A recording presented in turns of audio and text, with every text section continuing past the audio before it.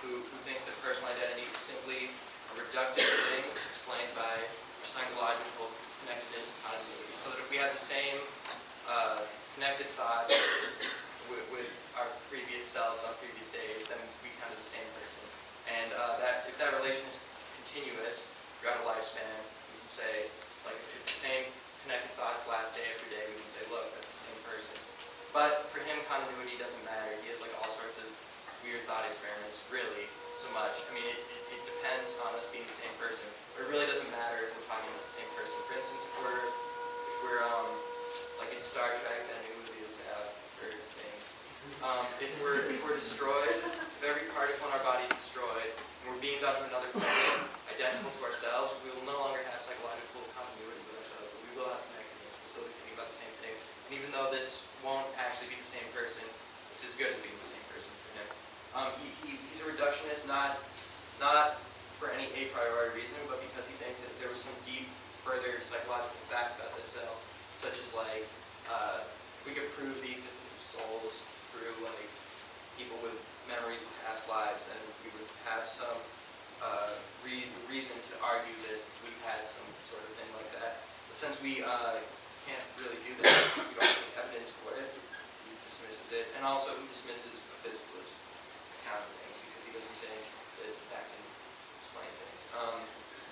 Anyway, so for an externalist theory of personal identity, if we accept their part of this stuff, all we need to do is provide connectedness and continuity with the same cognitive task, which cognition, since it's talking about the mind, obviously produces psychological connectedness and continuity. And if we don't like this, like in Martha's talk, we can, and we want to describe things in terms of actions for the same people, that's very good for us because for externalist actions and psychology are in the same domain for acting in the world.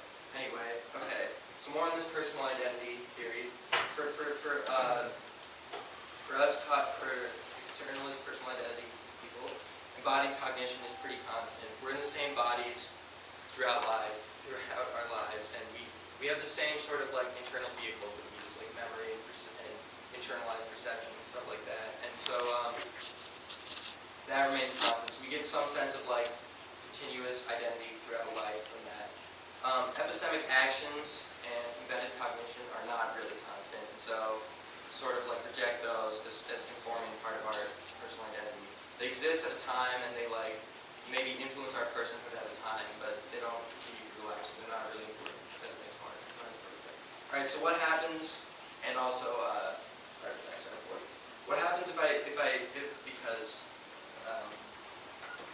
we get a lot of this. We in interacting with certain artifacts, we maintain certain relationships and things, and this works. We can explain this on a functionalist or materialistic account. We could say like it's just these sort of external vehicles that constitute my mind. If I switch from getting my directions via a phone versus Google Maps, then I switch minds to a little extent. We can also explain that on a functionalist account and say those are the same thing. As long as we have similar functions throughout life, we continue. All right, so this is a reductive theory to these cognitive tasks that we carry out. If I lose or change many of the artifacts that I use, say if I throw away my iPhone and go into a cabin in the woods, stop talking to all my friends, then I think, depending on where we come down on how much the body cognition plays a role in psychological continuity and connectedness, then I think we come down to saying we're no longer psychologically the same person, and therefore we're no longer bad phrasing, but the person who abandons their things is no longer me, if I were that person. And I might consider that case as good as dead. A little more on personal identity, but this sounds like we've like sort of accepted the things we said were unacceptable to the universalist position, but we're describing things in terms of individual persons who do frequently use the same artifacts for the same functionality. But it's not the case that people as a whole, cognizers all over the place, do this. You know, they use different functions for different purposes, different vehicles for different purposes, and that's why that breaks down. But it can hold for an individual, at least to an extent, for some time.